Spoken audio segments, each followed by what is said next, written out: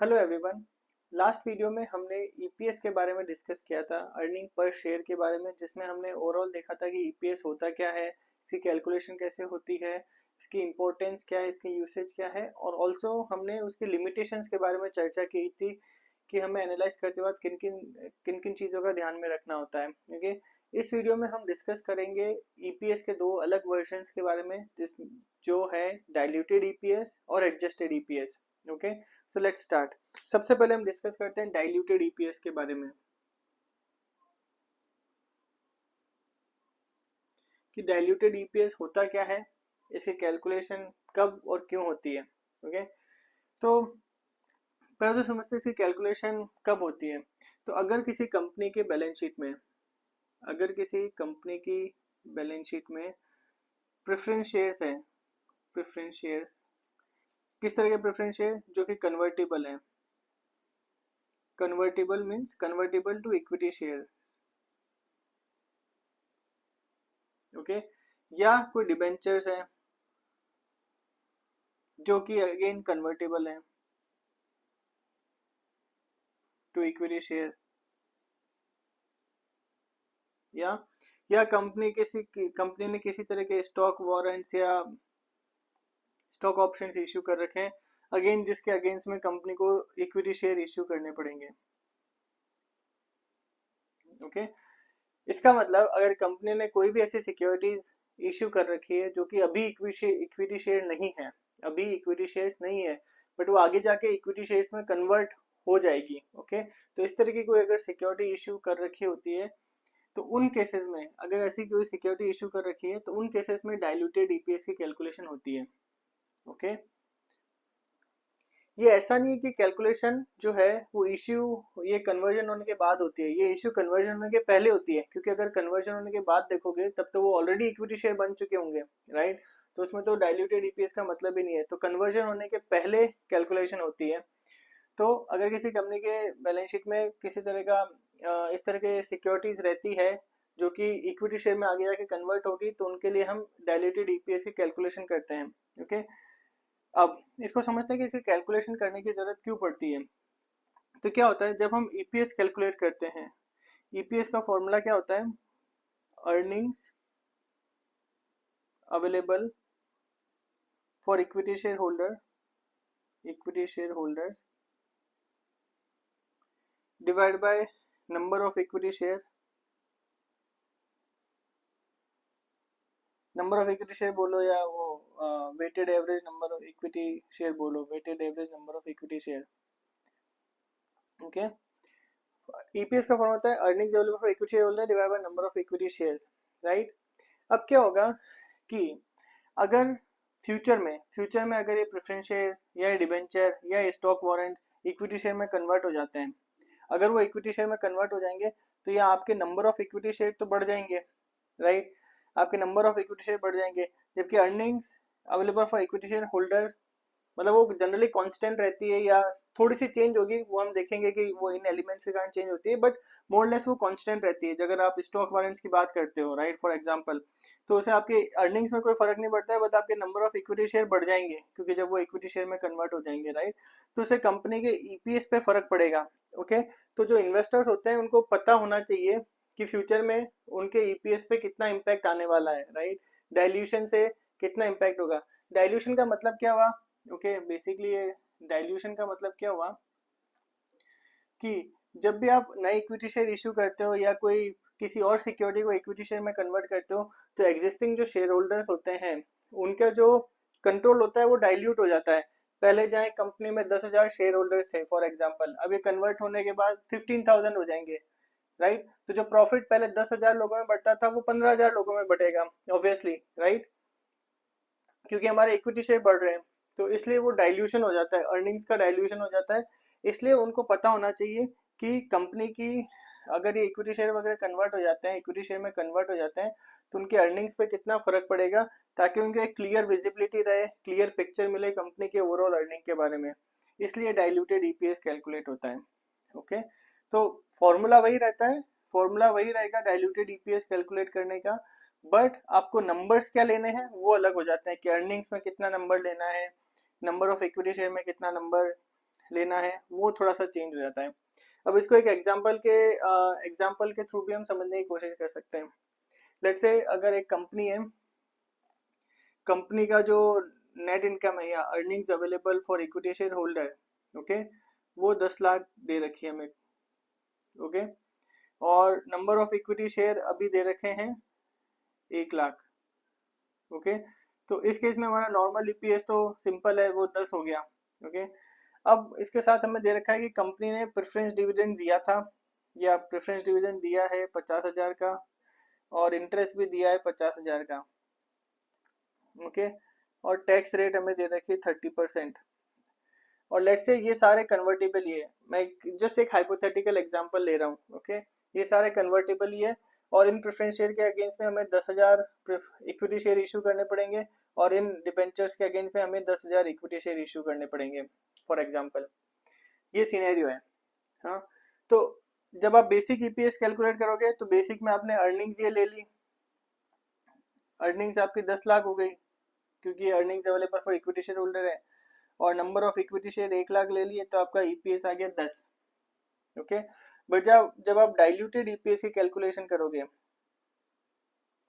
Diluted EPS में हमें क्या करना है, डाइल्यूटेड ईपीएस में हम क्या देखते हैं कि अगर ये सारी सिक्योरिटीज कन्वर्ट हो जाएगी इक्विटी शेयर में, तो उसके बाद क्या ईपीएस रहेगा, उस तरह से कैलकुलेशन करनी होगी।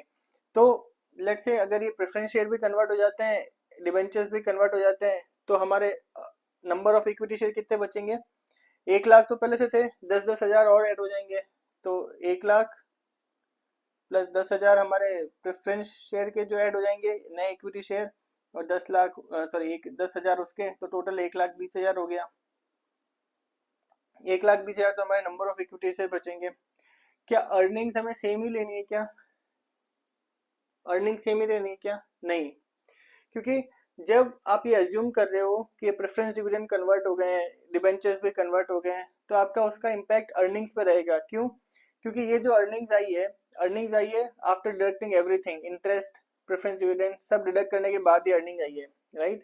तो जब आप अज्यूम कर रहे हो कि प्रेफरेंस शेयर्स ही नहीं रहेंगे, वो सब इक्विटी बन जाएंगे, डिबेंचर रहेंगे ही नहीं, वो सब इक्विटी शेयर बन जाएंगे, तो आपको ना तो प्रेफरेंस डिविडेंड देना है, राइट। तो अभी जो आपकी अर्निंग 10 लाख है, तो 10 लाख में 50,000 वापस ऐड हो जाएंगे, क्योंकि ये आप दोगे ही नहीं अब, राइट। तो earnings available for equity share holder क्या है, अभी 10 लाख है, ओके। अब आपको प्रेफरेंस डिविडेंड तो देना ही नहीं है, तो प्रेफरेंस डिविडेंड आपका वापस ऐड हो जाएगा। यही अज्यूम कर रहे हैं हम कि प्रेफरेंस शेयर कन्वर्ट हो गए, कन्वर्ट हो गए, तो अब ये देना ही नहीं है, तो आपके अर्निंग्स में वापस ऐड हो जाएंगे, ठीक है। इसी तरह से ये इंटरेस्ट है, इंटरेस्ट 50,000 का है। अब इंटरेस्ट के केस में ये इंटरेस्टिंग चीज है कि ये तो हमने प्रेफरेंस डिविडेंड ऐड कर दिया, ओके। इंटरेस्ट आप 50,000 का 50,000 ऐड नहीं कर सकते, क्यों, जो इंटरेस्ट जो होता है वो एक टैक्स डिडक्टेबल एक्सपेंस होता है, ओके। इंटरेस्ट पे आपको टैक्स की छूट मिलती है, क्योंकि जब आप प्रॉफिट कैलकुलेट करते हो, प्रॉफिट में से इंटरेस्ट घटाते हो, इंटरेस्ट घटने के बाद जो नेट प्रॉफिट आता है उस पर आप टैक्स लगाते हो, राइट। तो इंटरेस्ट आप भले ही 50,000 पे करते हो, बट इसमें से फिर हम इंटरेस्ट भी लेस करते हैं, और जो नेट होता है वही आपकी इनकम, जो आपकी इनकम होती है उसमें से इंटरेस्ट लेस हुआ। लेट्स से जस्ट एक आपको क्लियर अंडरस्टैंडिंग देने के लिए कि अगर आपकी 1 लाख की इनकम है, 1 लाख की इनकम में से आपने 50,000 इंटरेस्ट दिया, ओके, तो बैलेंस का जो 50,000 बचा नेट प्रॉफिट, उसी पे आप टैक्स लगाओगे, राइट, राइट। तो आपकी इनकम कम हो गई इंटरेस्ट के कारण, उसके बाद जो नेट इनकम है उस पर टैक्स लगा, राइट। तो एक तरह से अगर ये 50,000, और अगर आपका इंटरेस्ट नहीं रहता, लेट से 1 लाख आपकी इनकम है, अगर आपके पास इंटरेस्ट नहीं रहेगा, राइट, तो आपको क्या होगा, सीधा 1 लाख पे टैक्स देना पड़ेगा 30%, राइट। तो इसमें आप 30,000 का टैक्स दोगे, इसमें आप 15,000 का टैक्स दोगे, राइट। तो क्या हुआ, क्योंकि आपके पास इंटरेस्ट था तो आपको टैक्स कम देना पड़ा, अगर आपका इंटरेस्ट नहीं रहेगा तो टैक्स ज्यादा देना पड़ेगा, राइट। तो बेसिकली अगर आप इसको देखोगे इस तरह से, अगर बिना इंटरेस्ट के आपको 30,000 देना पड़ रहा था, विद इंटरेस्ट आपको 15,000, मतलब आपके पास 15,000 की सेविंग हो गई, राइट। टैक्स में 15,000 की सेविंग क्यों हुई, क्योंकि आप इंटरेस्ट पे कर रहे थे, राइट। तो अब क्या होगा, अब हम 50,000 पेमेंट नहीं करेंगे, तो हमारे पास इंटरेस्ट की सेविंग भी नहीं रहेगी। तो इसलिए जब आप 50,000 का इंटरेस्ट आप वापस ऐड करोगे, तो उसमें से 30% लेस करके अपन ऐड करेंगे, क्योंकि टैक्स रेट हमें 30% दे रखी है, तो 30% लेस करके 35,000 बचेगा। 15,000 लेस करके, क्योंकि नेट हमारे इनकम पे इम्पैक्ट जो पैट है, like earnings available for equity share holder, उस पर जो इम्पैक्ट हो रहा है वो सिर्फ इतना ही हो रहा है, 35,000 का। तो ये 35,000 आप ऐड करोगे तो 1 लाख में 50,000, सॉरी 10 लाख में 50,000 और 35,000 ऐड करोगे तो वो जो होगी अब वो आपकी अर्निंग्स हो जाएगी। तो 10,85,000 आपकी earning divide by 1,20,000 number of shares. Okay, और इसके बाद जो आएगा वो आपका आएगा डाइल्यूटेड ईपीएस। ओके, तो जैसा मैंने बोला, तो एक बार उसको क्विकली रिकैप करते हैं। और एक चीज आपको बताना है, इंटरेस्टिंग फैक्ट। तो हमने क्या किया, डाइल्यूटेड ईपीएस हम कब कैलकुलेट करते हैं, जब कंपनी की बैलेंस शीट में या कंपनी ने इस तरह से सिक्योरिटी इशू कर रखे जो आगे जाके इक्विटी शेयर में कन्वर्ट होगी, इसलिए हमें डाइल्यूटेड ईपीएस कैलकुलेट करना होता है, ताकि इन्वेस्टर्स को क्लियर पिक्चर मिल सके कि फ्यूचर में जब शेयर्स कन्वर्ट होंगे तो उनके ईपीएस पे कितना फर्क पड़ेगा। ओके, फॉर्मूला सेम ही रहता है, इट जस्ट हमें कैलकुलेशन कैसे करनी है वो चेंज हो जाता है। नंबर ऑफ इक्विटी शेयर बढ़ जाएंगे क्योंकि ये कन्वर्ट हो रहे हैं। ओके, अर्निंग्स मोरलेस सेम रहती है, बट अगर आप प्रेफरेंस डिविडेंड कन्वर्ट कर रहे हो, सॉरी प्रेफरेंस शेयर कन्वर्ट कर रहे हो, तो उनका डिविडेंड आप वापस एड बैक कर सकते हो, क्योंकि उससे आपकी अर्निंग बढ़ जाएगी, क्योंकि वो डिविडेंड आपको नहीं देना है अब। सिमिलरली अगर आपके डिबेंचर कन्वर्ट हो रहे हैं तो उनका interest after tax, okay, interest after tax वो आपको ऐड करना है, ताकि जो नेट इनकम है वो, क्योंकि वो आपकी बढ़ जाएगी। तो इस तरह से डाइल्यूटेड ईपीएस कैलकुलेट होता है। तो कंपनीज को, जैसा मैं बता रहा था, कंपनीज को मैंडेटरीली अपनी बुक्स में बेसिक ईपीएस और डाइल्यूटेड ईपीएस दोनों शो करना होता है। और अगेन डाइल्यूटेड ईपीएस तब तक कैलकुलेट करते हो जब तक आपके शेयर्स कन्वर्ट नहीं होते। अगर जब कन्वर्ट हो जाते हैं तब तो बेसिकली वो आपके बेसिक ईपीएस का ही पार्ट बन जाएंगे। ओके, तो ये है डाइल्यूटेड ईपीएस। अब हम क्विकली डिस्कस करते हैं एडजस्टेड ईपीएस के बारे में।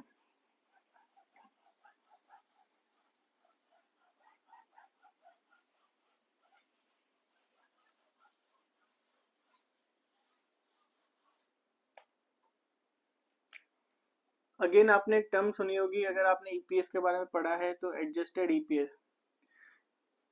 इसमें ज़्यादा कुछ कॉम्प्लिकेशन नहीं है। एडजस्टेड ईपीएस क्या होता है, ये भी अगेन कंपनी की जो ट्रू प्रॉफिटेबिलिटी है या ट्रू अर्निंग्स है उसको पता चले, उसके लिए हम एडजस्टेड ईपीएस कैलकुलेट करते हैं। तो कई बार क्या होता है, या मैं जस्ट एग्जांपल की सहायता से आपको बता देता हूँ कि जैसे कंपनी का अर्निंग्स है, when I am saying earnings available for equity share holder 10 lakh है। ओके, इस 10 लाख में से अगर आप पी एंड एल एनालिसिस करो तो आपको मिलेगा कि सेल, कंपनी ने सेल ऑफ असेट किया था, कि कोई एक असेट थी वो बेच दी और उसके कारण से उनको 5 लाख का प्रॉफिट हुआ, 5 लाख का गेन हुआ। अब अगर आप देखोगे, अगर आप अर्निंग्स ये ले रहे हो, फाइनल अर्निंग्स ये है, और उसके बेसिस पे अगर आप ईपीएस कैलकुलेट कर रहे हो, ओके, और इस अर्निंग्स में ये 5 लाख गेन भी इंक्लूडेड है, तो ये थोड़ा करेक्ट पिक्चर नहीं देगा। क्यों? क्योंकि 10 लाख तो उसकी प्रॉपर बिजनेस इनकम नहीं है, ये तो सेल ऑफ असेट के कारण आया है, और ये it is kind of a non recurring income.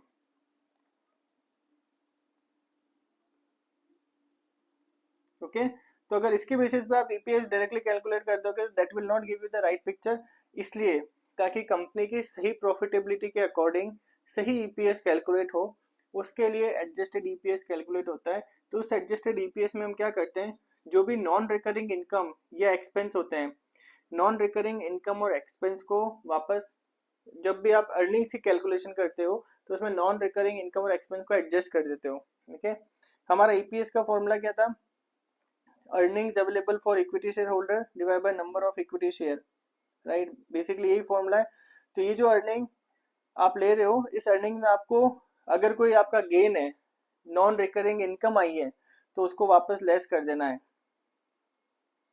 Okay, या आपकी पीएनएल में कोई नॉन रिकरिंग एक्सपेंस हो गया था जो कि बहुत ज्यादा था, राइट, नॉन रिकरिंग एक्सपेंस या वन टाइम एक्सपेंस, तो उसको आपको ऐड कर देना है।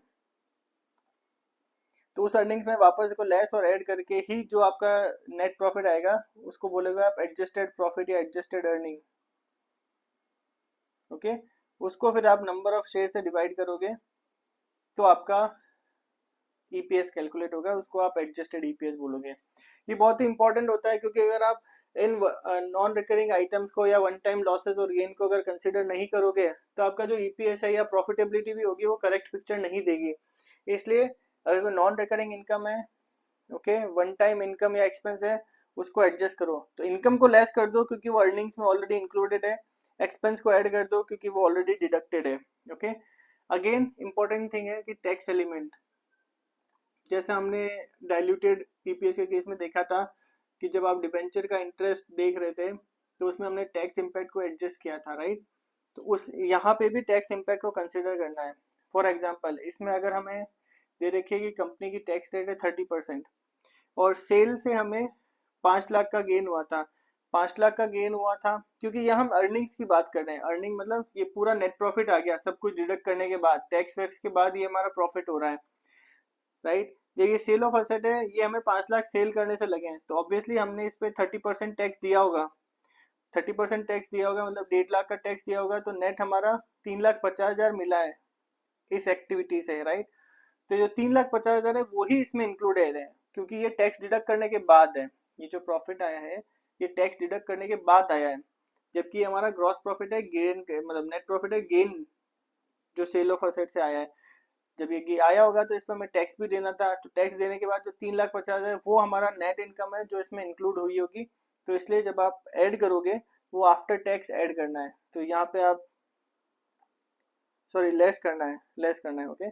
तो 10 लाख में से 3,50,000 लेस करोगे, उसके बाद जो आएगा उसको आप नंबर ऑफ इक्विटी शेयर से डिवाइड करोगे। तो ये होता है adjusted profit, sorry adjusted EPS. Okay, तो क्विकली समराइज कर देता हूँ। एडजस्टेड ईपीएस क्या होता है कि अगर कंपनी की प्रॉफिट एंड लॉस में अगर कोई वन टाइम या कोई नॉन रिकरिंग एक्सपेंस या इनकम रहती है जिसके कारण से प्रॉफिट काफ़ी इन्फ्लेट या रिफ्लेट हो जाता है, तो उसको वो जो ईपीएस है वो कंपनी के सही ईपीएस को रिप्रेजेंट करे, इसके लिए हमें एडजस्टेड ईपीएस कैलकुलेट करना होता है। तो उस नॉन रिकरिंग इनकम और एक्सपेंस को हमें एडजस्ट करना होता है और वो एडजस्टेड प्रॉफिट जो कैलकुलेट होता है उसको नंबर ऑफ इक्विटी शेयर से या weighted number of equity share से डिवाइड करके निकालते हैं। तो इनकम है तो लेस कर दो, एक्सपेंस है तो ऐड कर दो, और consider the impact of tax also. तो जो भी है इनकम या एक्सपेंस उसको आफ्टर टैक्स करके, माइनस टैक्स करके जो नेट इम्पैक्ट आ रहा है वो ऐड या लेस करना है, क्योंकि जो अर्निंग्स दे रखी है वो भी नेट है, आफ्टर टैक्स है। ओके, तो ये है ओवरऑल डाइल्यूटेड ईपीएस और एडजस्टेड ईपीएस के बारे में। बेसिकली दोनों इसी पर्पज से कैलकुलेट होते हैं ताकि कंपनी की सही प्रॉफिटेबिलिटी पता चल सके, जो भी फाइनेंशियल स्टेटमेंट दे रखा है उनको सही अंदाजा हो सके और सही ईपीएस वो समझ सके कि ईपीएस हमें सही तरह से प्रॉफिटेबिलिटी या अर्निंग शो कर रहा है नहीं कर रहा है। ओके, तो आई होप ये वीडियो आपके लिए यूजफुल रहा होगा। अगर आपको मेरे वीडियोस पसंद आ रहे हैं तो प्लीज़ लाइक और सब्सक्राइब जरूर करें, अपने फ्रेंड्स के साथ शेयर करें। और ऐसा कोई टॉपिक जो आप समझना चाहते हैं फाइनेंशियल स्टेटमेंट में, फाइनेंशियल मैनेजमेंट में, तो आप कमेंट्स में मुझे बता सकते हैं ताकि मैं उसे I will take that up और उस पर वीडियो बनाऊंगा। Okay, so thank you, bye, see you in the next video.